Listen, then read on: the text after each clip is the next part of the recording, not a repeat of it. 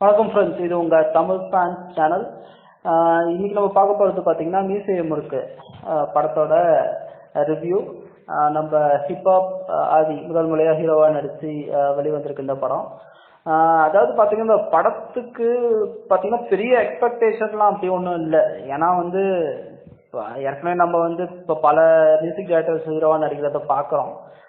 அதுவும் இல்லாமல் அவங்க முதல் ஒரு படம் வெற்றிகரமாக கொடுக்குறாங்க, அதுக்கப்புறம் பல சொதப்புகளை சந்திக்கிறாங்க. சரி, அதனால இது 10/11 அப்படின்னு நினச்சி தான் நம்ம அந்த படத்துக்கு பார்க்க போகிறாங்க. ஆனால் பார்த்தீங்கன்னா படத்தோட ரிசல்ட் வேற மாதிரி இருக்கு, படத்தோட அவுட்புட் வேற மாதிரி இருக்கு.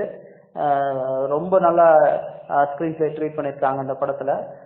அதாவது பார்த்தீங்கன்னா நம்மளே எதிர்பார்க்கல, அது ஹிப்ஹாப் தமிழ் ஆதியே ஒரு நல்ல மியூசிஷியன் ஆக்குறோம் நம்மளுக்கு. ஆனால் அவருக்குள்ள இப்படி ஒரு கலைஞர், ஒரு நடிகர் இருக்காருன்றது இந்த படத்துக்கு மூலமா நம்மளுக்கு கண்டிப்பாக வெளிப்படுது.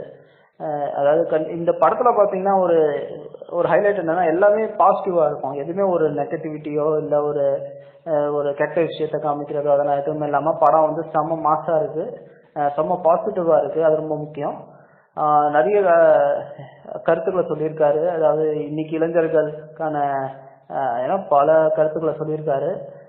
எப்படி ஒருத்தவங்க உழைச்சா கண்டிப்பாக அவங்க நினைச்ச இலக்கு அடையலாம் அப்படின்றது இந்த படத்தில் கொடுக்கப்பட்ட ஒரு மிகப்பெரிய மெசேஜ். படத்தோட நெகட்டிவ்னு பார்த்தீங்கன்னா காதல் காட்சிகள் சில இடத்துல கொஞ்சம் சலிப்பு தட்டுது. அது வழக்கமான காதல் காட்சிகளாக தான் இருக்கு.